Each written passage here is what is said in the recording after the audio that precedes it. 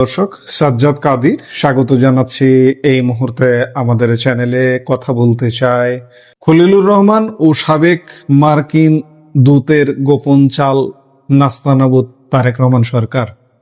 দক্ষিণ এশিয়ার ভূ রাজনীতিতে এক মহানাটকীয় মোড় হঠাৎ করেই ভেস্তে যেতে বসেছে বাংলাদেশের প্রধানমন্ত্রী তারেক রহমানের বহুল আলোচিত নয়াদিল্লি সফর।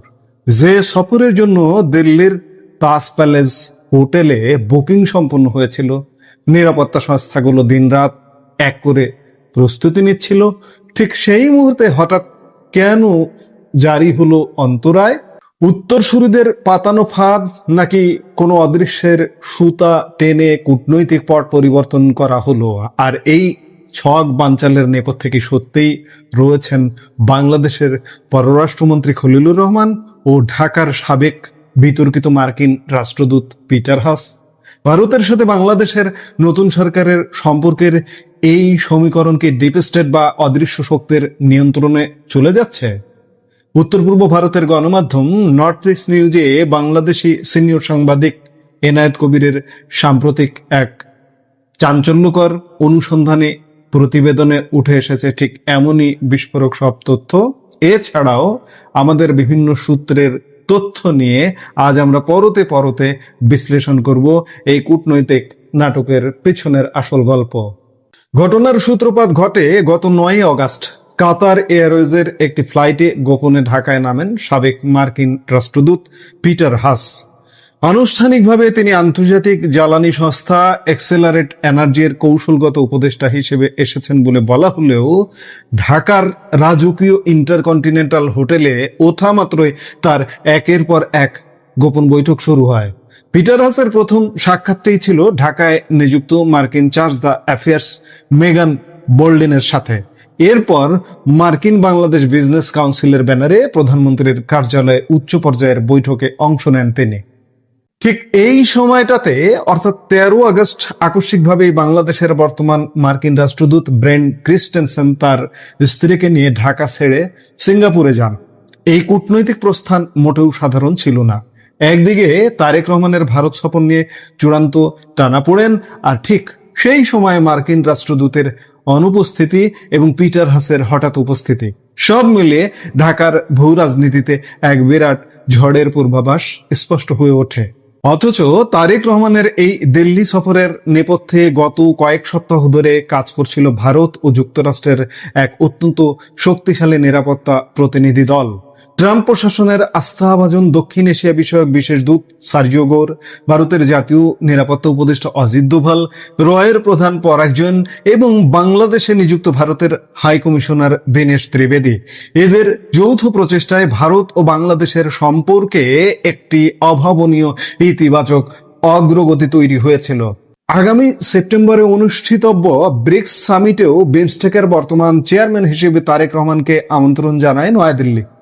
বাংলাদেশ থেকে দ্বিপাক্ষিক সফরের অনুরোধ জানানোর পর অগাস্টের তৃতীয় সপ্তাহে তারেক রহমান তার স্ত্রী ও কন্যাকে নিয়ে দিল্লি যাওয়ার কথা চূড়ান্ত হয়। এমনকি দিল্লির ঐতিহ্যবাহী তাজ প্যালেস হোটেলে বুকিং পর্যন্ত সম্পন্ন হয়ে গিয়েছিল। কিন্তু ভারত বাংলাদেশ সম্পর্কের এই নতুন সূচনার মধ্যে থাবা বসালো এক অদৃশ্য হাত। 16 আগস্ট হঠাৎ করেই বাংলাদেশের পররাষ্ট্র মন্ত্রণালয় থেকে একটি অভাবনীয় ঘোষণা আসে। বলা হয়, ভারতে নির্বাসিত সাবেক প্রধানমন্ত্রী শেখ হাসিনাকে যদি বাংলাদেশের হাতে ফেরত না দেওয়া হয় তবে প্রধানমন্ত্রী তারেক রহমান নয়াদিল্লি সফর করবেন না। এবং এই 16 আগস্ট দিনের দ্বিতীয়ার্ধে ভারতীয় হাই কমিশনার দীনেশ ত্রিবেদীর সাক্ষাতের কথা ছিল পররাষ্ট্রমন্ত্রী খলিলুর রহমানের সাথে, সেটিও কিন্তু হয়নি। কূটনৈতিক বিশ্লেষকদের মতে সরকারের এই আকস্মিক ও একতরফা সিদ্ধান্তের মূল রূপকার পররাষ্ট্রমন্ত্রী খলিলুর রহমান। তিনি শেখ হাসিনার প্রত্যর্পণ ইস্যুতে এক চরম ও কঠোর অবস্থান গ্রহণ করেন। পররাষ্ট্র মন্ত্রণালয়ের মুখপাত্র এ.কে.এম. শহীদুল করিম স্পষ্ট জানিয়ে দেন, এই সফরের জন্য একটি উপযুক্ত পরিবেশ তৈরি হওয়া প্রয়োজন। ঠিক সেই সন্ধ্যায় পররাষ্ট্রমন্ত্রী খলিলুর রহমান দাবি করেন, ভারতের অনাগ্রহের কারণে তারেক রহমানের সফর অনিশ্চিত হয়ে পড়েছে। অথচ ভারতীয় কূটনৈতিক সূত্রের খবর সম্পূর্ণ ভিন্ন। দিল্লি জানিয়েছে, ঢাকার পররাষ্ট্র মন্ত্রণালয় থেকে আনুষ্ঠানিকভাবে 3টি শর্ত সম্বলিত কোনো চিঠি তাদের কাছে পাঠানোই হয়নি। গণমাধ্যমে প্রচার করেই মূলত এই পরিস্থিতি তৈরি করা হয়েছে। ভারতের সংবাদ মাধ্যম দ্য ইন্ডিয়ান এক্সপ্রেসে প্রকাশিত প্রতিবেদন অনুযায়ী শেখ হাসিনাকে ফেরত পাঠানোর বিষয়টি রাজনৈতিক ও কূটনৈতিক সিদ্ধান্তের ওপর নয়, বরং ভারতের স্বাধীন বিচার ব্যবস্থার ওপর নির্ভর করে। সুতরাং যে বিষয়টি অফিসিয়াল টেবিলে আলোচনার পর্যায়ে ছিল, সেটিকে এভাবে শর্তের দোহাই দিয়ে প্রকাশ্যে বানচাল করার নেপথ্যে খলিলুর রহমানের ভূমিকা গভীর প্রশ্নের জন্ম দিয়েছে। 2025 সালের নভেম্বর থেকে ভারতের পররাষ্ট্রমন্ত্রী এস জয়শঙ্কর এবং সাউথ ব্লক বিএনপি প্রধান তারেক রহমানের বাংলাদেশের প্রত্যাবর্তন এবং গত 12 ফেব্রুয়ারি নির্বাচনে বিএনপির প্রতি প্রায় প্রকাশ্য সমর্থন জুগিয়ে আসছিল। উদ্দেশ্য ছিল আঞ্চলিক স্থিতিশীলতা ও নিরাপত্তা নিশ্চিত করা। কিন্তু নির্বাচনে জিতে তারেক রহমানের সরকার গঠনের 6 মাস পেরিয়ে গেলেও ভারতের প্রধান দাবি অর্থাৎ ভারতের নিরাপত্তা সংক্রান্ত ঝুঁকি নিয়ে ঢাকার পক্ষ থেকে কোনো কার্যকর সমাধান মেলেনি। সম্প্রতি জাতিসংঘের নিরাপত্তা পরিষদ পর্যন্ত বাংলাদেশে আল কায়েদার সম্ভাব্য আঞ্চলিক ঘাঁটি গড়ে ওঠার বিষয়ে ভারতকে সতর্ক করেছে। এই চরম নিরাপত্তা ঝুঁকির প্রেক্ষাপটে জুন মাস থেকে পুরো বিষয়টি ভারতের জাতীয় নিরাপত্তা আমলাতন্ত্রের অধীনে চলে যায়। মার্কিন ও ভারতীয় কূটনীতিকরা বিএনপি ও আওয়ামী লীগের মধ্যে এক ধরনের রাজনৈতিক সমঝোতার মধ্যস্থতা করতে চেয়েছিলেন, কিন্তু মার্কিন প্রশাসনের এই দ্বিমুখী নীতি এবং ঢাকার কিছু ডিপ স্টেট সুবিধাভোগীর কারণে সেই শান্তি উদ্যোগ এখন ভেস্তে যাওয়ার পথে। আমরা এতক্ষণ যে আলাপ করলাম, এই আলাপের দুটো মুখ, একটা দেশীয় মুখ খলিলুর রহমান। এই খলিলুর রহমান তারেক রহমানের সরকারে ঢুকে তারেক রহমানের পররাষ্ট্র নীতিকে কিন্তু একদম লেজে গোবরে পাকিয়ে ফেলেছে। মার্কিন যুক্তরাষ্ট্রকে ক্ষুব্ধ করেছে, চীনে নিয়ে গেছে, এখানে পাকিস্তান তুরস্ক সমীকরণ করছে, আবার ভারতের সাথে সম্পর্ক খারাপ করবার চেষ্টা করছে। ইতিমধ্যে সূত্রের খবর বলছে তারেক রহমান নাকি এই বিষয়গুলো খলিলুর রহমানের এই ষড়যন্ত্রগুলো জানতে পেরেছেন এবং গতকালকে তাদের মধ্যে ক্ষুব্ধ বাঘ বেতনটা পর্যন্ত হয়েছে। এখন তারেক রহমান যদি বাঁচতে চান, আপনার বাঁচবার একটি পথ, এই খলিলুর রহমানকে অপসারণ করুন এবং তাকে অ্যারেস্ট করুন। গত 1.5 বছর ইউনূসের শাসন আমলে তিনি দায়িত্ব পালন করেছেন, নানা অপকর্মের হোতা তিনি, এবং অতীতেরও তার অপকর্ম আছে। অ্যারেস্ট করে বিচারের আওতায় আনুন। এই কাজটি আপনার করতেই হবে, না হলে আপনি বাঁচতে পারবেন না। এ আপনাকে মিসগাইড করে আপনাকে ভিন্ন পথে চালিত করবে এবং ইমিডিয়েট আপনার ভারত সফরের সিদ্ধান্ত নিতে হবে। আপনি যদি বুঝতে পারেন যে খলিল ষড়যন্ত্র করছে, তাহলে এই ব্যবস্থাগুলো নিন। যদি ঘুমিয়ে থাকেন, আপনি কিন্তু বাঁচবেন না।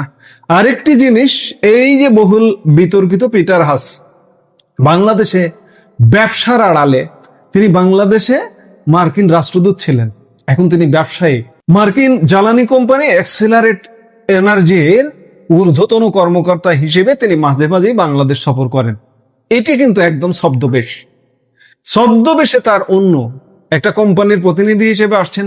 এবারও দেখানো হচ্ছে যে তিনি কোম্পানির প্রতিনিধি হিসেবে এসছেন, মার্কিন ব্যবসায়ী প্রতিনিধি দল এসছে, তাদের সঙ্গে তিনিও এসছেন, কিন্তু তিনি আসলে এসেছেন ব্যবসা নয়, বাংলাদেশে ষড়যন্ত্র করতে। ষড়যন্ত্র করে আওয়ামী লীগ সরকারকে ফেলে দিয়েছে। তারেক রহমান, আপনাকে বলছি যে আপনার প্রতিপক্ষ আওয়ামী লীগ, ঠিক আছে, কিন্তু আওয়ামী লীগ একটি রাজনৈতিক দল, গণমানুষের রাজনৈতিক দল, মাটির রাজনৈতিক দল। ঠিক তেমনি আপনার রাজনৈতিক দল বিএনপিও মানুষের দল, মানুষের ব্যাপক সমর্থন আছে দলটার প্রতি। সোজা কথা, জাতীয়তাবাদী দল, উগ্রপন্থী দল নয়। আপনাকেও কিন্তু পিটার হাস ফেলে দেবে।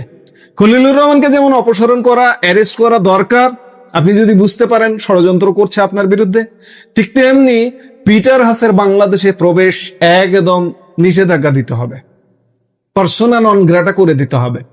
এছাড়া এই পিটার হাসের ষড়যন্ত্র থেকে আপনি বাঁচতে পারবেন না। আর একটু আগে যেটি বললাম, ইমিডিয়েট ভারত সফরের সিদ্ধান্ত নিন, না হলে কিন্তু বাঁচার উপায় নেই। সবকিছু মিলে আজ স্পষ্ট বোঝা যাচ্ছে যে পিটার হাসের ঢাকা সফর এবং খলিলুর রহমানের এই অনমনীয় অবস্থান আসলে ডক্টর ইউনূসের নেতৃত্বাধীন সাবেক অন্তর্বর্তীকালীন সরকারের ভারত বিরোধী পররাষ্ট্র নীতিতে ফিরে যাওয়ারই সামিল। কিন্তু প্রশ্ন থেকেই যায়, তারেক রহমান কি সত্যিই এই ডিপ স্টেটের ফাঁদে পা দিলেন, নাকি তার নিজের সরকারে খলিলুর রহমানের মতো ছায়া খেলোয়াড়রা কলকাঠি নাড়ছেন? ভারতের সাথে এই মুহূর্তে কূটনৈতিক টানাপোড়েন তৈরি হওয়া কি বাংলাদেশের ভবিষ্যতের জন্য শুভ কিছু আনবে? মোটেই আনবে না। আমাদের স্বার্থ সংশ্লিষ্ট অনেকগুলো বিষয় সামনে আছে, সেগুলো বাস্তবায়ন করতে হলে ভারত সফর করতেই হবে এবং বাংলাদেশের রাজনৈতিক স্থিতিশীলতা, অন্তর্ভুক্তিমূলক সমাজ নির্মাণ করতে হলে অন্তর্ভুক্তিমূলক রাজনীতি আপনাকে নির্মাণ করতেই হবে। না হলে আরেকটি কথাও কিন্তু আসছে, এই যে জাতিসংঘ রিপোর্ট দিয়েছে, আপনি আল কায়দা, আপনার দেশে আল কায়দার নেটওয়ার্ক গড়া হচ্ছে, আপনাকে আরো পদে পদে আটকে দেবে কিন্তু বিভিন্নভাবে। এই যে শেখ হাসিনা বা আওয়ামী লীগ নেতা বা 14 দলের নেতাদের যে আইসিটি বিচার, এই বিচারও কিন্তু ভেস্তে যাচ্ছে। জাতিসংঘ ইতিমধ্যে সাক্ষীদের বা তদন্ত প্রতিবেদন যাদের সাক্ষী নিয়ে করেছে তাদের নাম দেবে না, বিচার ভেস্তে যাচ্ছে, স্যাংশন আসবে, নানান সমস্যায় পড়বেন। কাজেই আবারও বলছি, দুটো কাজ করতে হবে: খলিলুর রহমানকে অপসারণ, অ্যারেস্ট, আইনের আওতায় আনা এবং পিটার হাসকে বাংলাদেশে পিএনজি করা। এছাড়া উপায় নেই। এখন কি করবেন আপনার ভালো নিশ্চয়ই আপনিও বুঝবেন, পাগলও নিজের ভালো বোঝে। আপনি নিশ্চয়ই বুঝে উপযুক্ত ব্যবস্থা নেবেন, সেটি আমরা বাংলাদেশের নাগরিক হিসেবে প্রত্যাশা করব। এই মুহূর্তে ভিডিও থেকে বিদায় নিতে চাইছি। দেখা হবে পরবর্তী ভিডিওতে। সে পর্যন্ত ভালো থাকুন, সুস্থ থাকুন।